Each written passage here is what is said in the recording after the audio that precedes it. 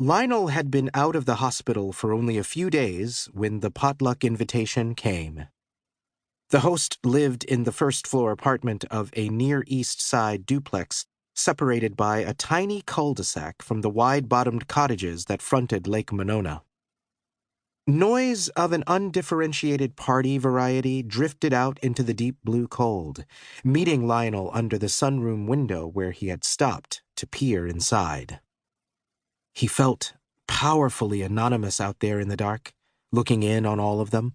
That he did not recognize anyone apart from the host felt at once a comfort and a warning. A rectangle of pale light unfurled down the stairs as the host pressed the door open on screeching hinges. "Shit, it's cold out here. You walk all this way?" Lionel climbed the stairs and tried to arrange his stiff face into a friendly expression, the effort of which made his scalp tingle. He had walked only part of the way, about 10 minutes in all. The bus had dropped him on the other side of Orton Park. When the host realized that Lionel wasn't going to answer, he said, "Well, you're right on time." "I didn't have a chance to go to the store. I just got back," Lionel said. The several pairs of shoes in the front hall indicated to him that this was not the small gathering he had thought it would be. It also indicated that he was not right on time, but he knew that already. "Long trip?"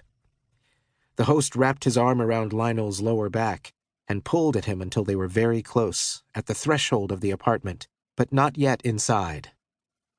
"Good?" "Couple weeks," Lionel said. "Sorry for not being in touch more."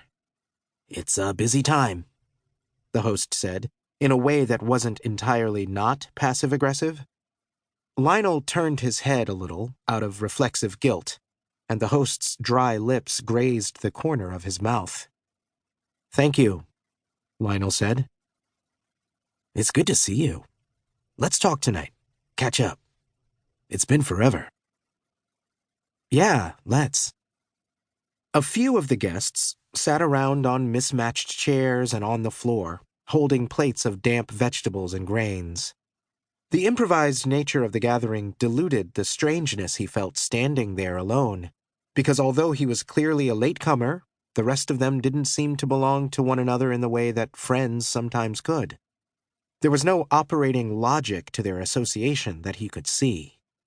They were all awkward, anxious strangers in the host's living room. He waved to them, and they waved back. Their having seen him, and his having seen them, moved him. Lionel felt alive. In the world. The larger, noisier contingent of guests assembled their food in the kitchen. Lionel waited his turn, watching as they pirouetted and collided. They touched the smalls of each other's backs and shoulders, men and women. They hugged and kissed and pressed against each other, looped arms and hooked thumbs into each other's pockets. They poured wine and spooned things onto each other's plates. The loud whack of plastic trays and the tinkle of ice, the hiss of seltzer. As they finished and squeezed by Lionel, he saw that they were about his age, 24 or a little older.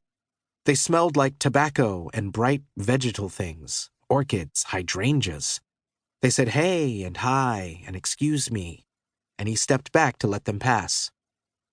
When the kitchen was empty and everyone had settled down to eat, Lionel made his own plate of baked asparagus, brown rice, kale salad.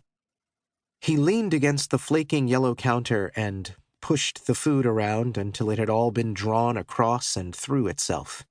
The kitchen was humid, redolent of people and their colognes, shampoos, lotions. But the open window let in a shaft of cold, clear air. The wind whistled as it caught stray openings in the screen.